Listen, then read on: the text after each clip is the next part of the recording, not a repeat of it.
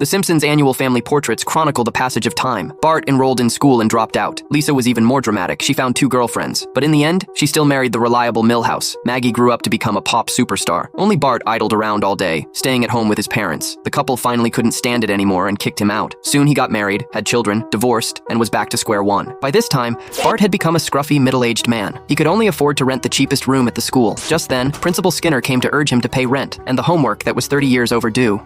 Don't worry, I got some buyers coming over to look at my good kidney. They grow back, right? After the principal left, Bart was about to grab a beer to ease his mood. At that moment, the teleporter in the corner made a sound. Mom, don't make us go to Dad's! It smells like dog, but there's no dog. You know, I can hear everything you say during crossfades. It turned out that Mom had specially sent his 2 kids over to spend Christmas with him. Bart swore he would give the kids the best holiday ever. I'll just dump them at my mom's. You know, we can hear thoughts now. Damn it.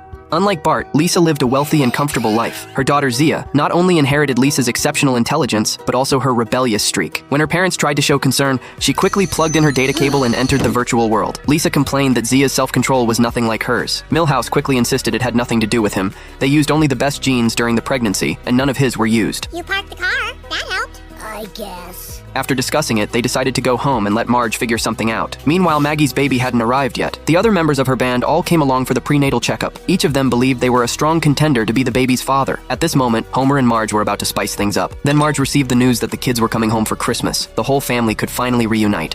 Hey, I got a B-mail too. You have won a valuable prize. Open now. Don't open it, homie. It's a virus. Too late.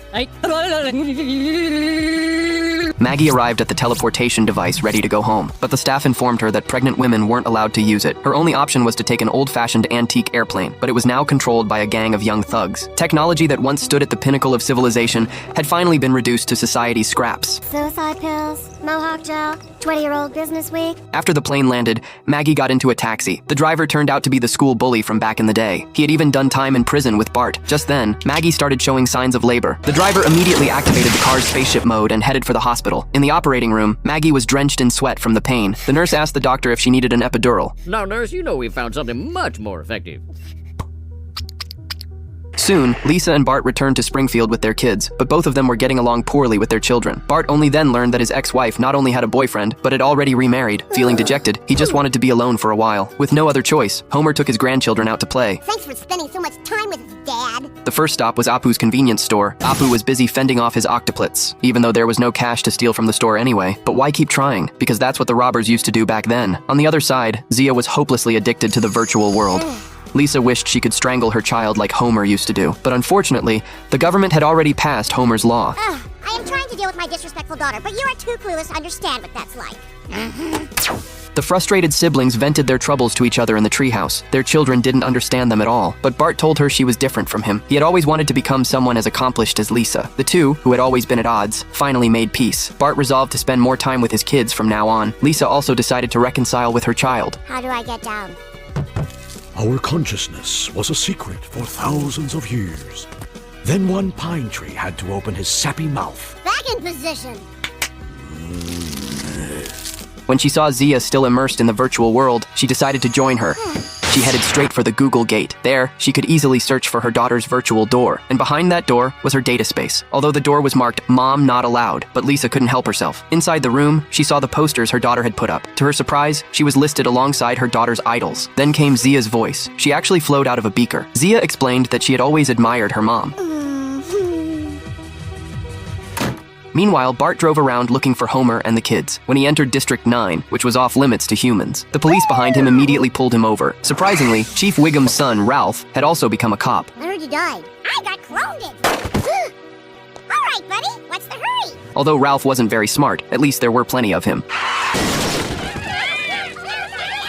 It turned out Homer and the group had come to the underground storage facility to visit Abe. Since Abe was terminally ill with no cure, they had frozen him. Are they working on one? Oh, they found it, but don't tell them. This is way cheaper than a nursing home. Homer introduced his 2 great-grandchildren to Abe. I don't see what's great about him. And Homer, you're still a big disappointment because see you next Christmas.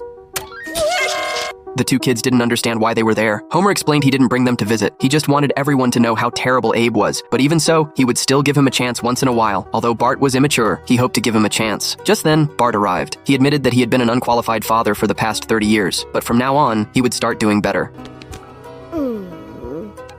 Is it snowing down here? No, one of the freezers is busted. Seeing this, Homer decided to give Abe another chance. You quit drinking like a coward. The one thing you were good at. Homer hesitated, repeatedly thawing him. Abe finally began speaking normally. But you'd always come and get me when I wandered out on the freeway. 'Cause deep down, you couldn't bear to see me smushed.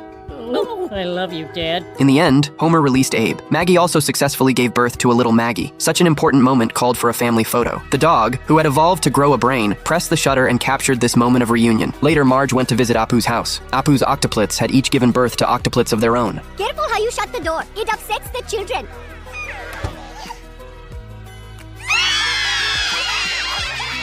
Oh, Sanjay, how I wish that runaway jerky wagon killed me instead of you. Oh, I miss you too, brother.